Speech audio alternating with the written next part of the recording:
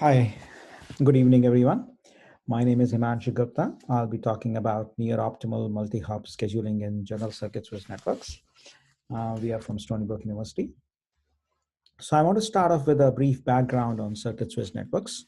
So traditional networks are packet switch networks, where essentially the routing is based upon the packet headers, and these are essentially electronic networks. In contrast, we have circuit switch networks. The key characteristics of these networks are that they are made up of very high bandwidth, typically optical links, but they incur a reconfiguration delay. That is to reconfigure the switches to change the source destination link pairs. And this delay could emanate from various sources. In case of optical switches, they emanate from mechanical steering of mirrors. So these circuit switch networks are best suited for large flows or bursty traffic. So in our paper, we look at an abstract representation of a circuit switch network. Essentially, we have input ports and output ports, and they are connected with some combination of switches. And in general, this connection can be represented by a bipartite graph, and it may not be complete. And that's the key focus of our work, actually, for non-complete bipartite graphs.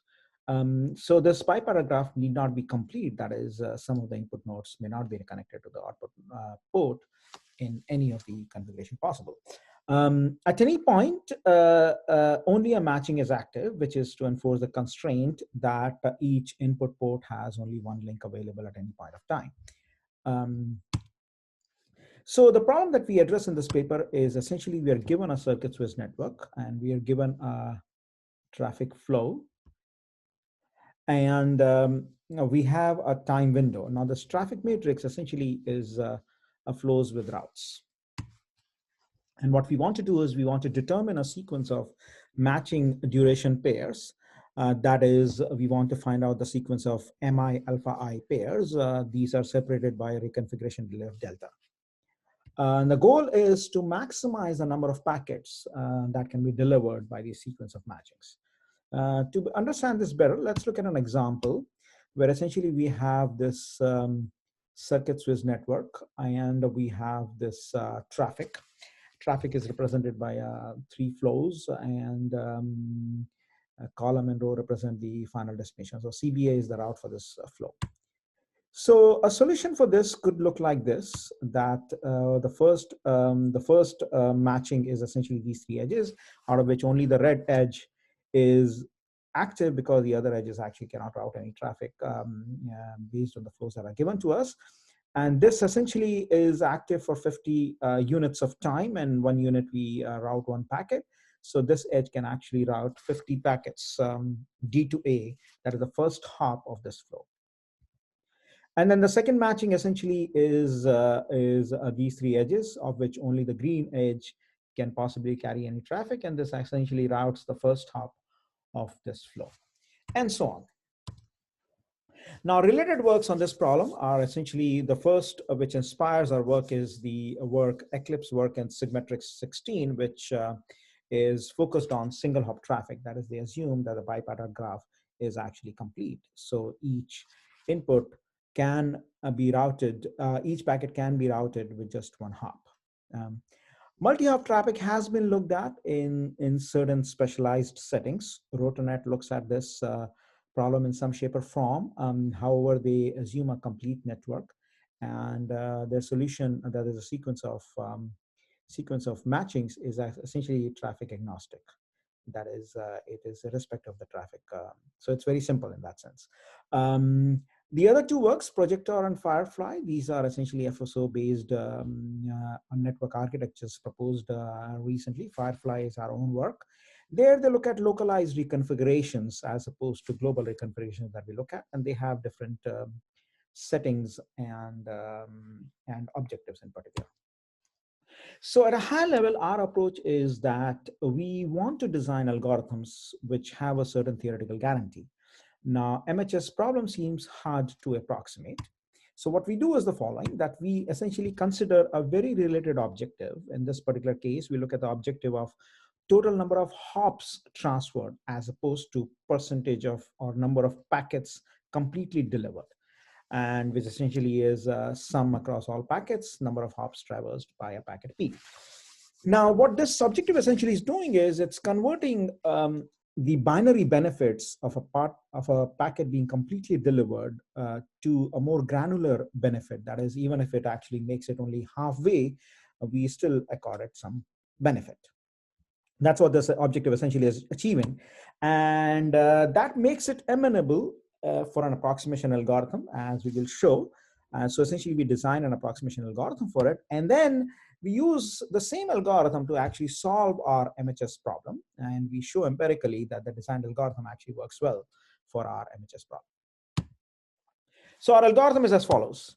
So it's basically iteratively, it picks the best matching duration pair at this stage. And then it does some bookkeeping, it updates the traffic metrics, and so on and so forth. So that's basically what the algorithm is at a very high level.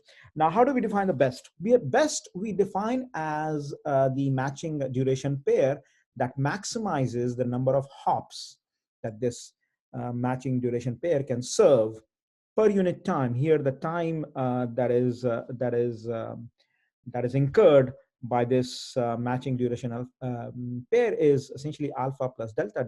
Delta is essentially the time that is charged to this pair, because delta is a reconfiguration delay that is incurred after every such change.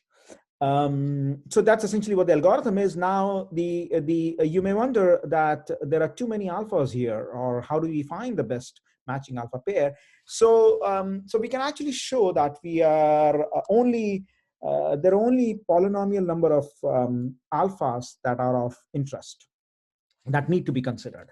So that makes the algorithm polynomial in time and quite efficient. Overall, the approximation factor of this algorithm with respect to this hops objective comes out to actually 1 minus 1 by e raised to 1 by d, where d is the maximum length of any route. And for d is equal to 1, it's 63%. For d is equal to 2, it's 39%, and so on and so forth. And d is expected to be small because the networks are generally very well connected. So the approximation proof at a very high level, just to give you an idea, is essentially that it's based on this theory of submodular maximization problems, where the greedy algorithms do give a 1 minus 1 by 1 divided by e approximation if the objective is monotonic and submodular. However, our hops objective function is monotonic, but it is not submodular. But we can show it to be weakly submodular, as it is appropriately defined in the paper, which essentially introduces that exponent of 1 by d into the approximation factor. Okay, the details of this I'm skipping, and they are in the paper. So beyond this high-level overview of our work, the paper talks about many extensions of this algorithm. For example, we can actually extend it to prove approximability of a more general problem where we have to select routes from a given set of routes for each flow, as well as scheduling, and to more general networks, hybrid networks, which are a combination of packet and circuit switch networks, when we allow multiple ports as well as bidirectional links. Now, evaluations. So we look at two settings. One is the synthetic traffic trace, which is again based on prior works, how we actually synthetically generate the traffic. And the second setting is we actually look at real traces from Microsoft and Facebook data center clusters. The algorithms we compare are our own algorithm Octopus, and there is an algorithm Eclipse based on the single hop algorithm of Sigmatrix 2016. We actually extrapolate it for a multi-hop setting, and we actually derive a couple of upper bounds and compare the algorithms with respect to the upper bounds. The main metric that I want to focus on in this talk is the percentage of packets delivered, though in the paper we look at other metrics too. So these two are the key graphs. So the first graph shows for the first setting where we have synthetic data, and it essentially shows that our Octopus algorithm very significantly outperforms the Eclipse-based algorithm. and it is almost equal to the upper bound, one of the upper bounds. This upper bound is actually kind of an informal upper bound. It essentially is, as elaborated in the paper, it basically is an upper bound. It's basically the best performance any polynomial algorithm can give. Okay, unless p is equal to np. So this is basically the best a polynomial algorithm can possibly do. And this red line is the absolute upper bound that is based upon no assumptions about polynomiality of an algorithm. And we see similar trend in the traffic traces for the Facebook and Microsoft clusters. We see that we significantly outperform the Eclipse-based algorithm. Okay. We also did some preliminary study on measuring the execution time or analyzing the execution time of our algorithm. And essentially, we see that firstly, only one iteration of the algorithm matters, because we can actually compute the iteration while the previous iteration is actually being implemented. So we can focus our attention on just execution time of one iteration.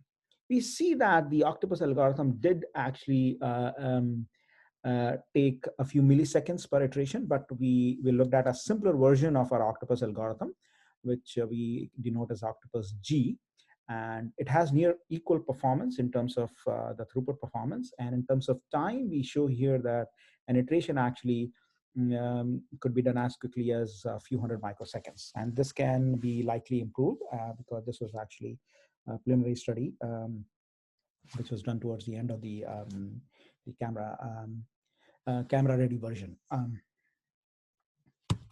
All right, any questions? Thank you.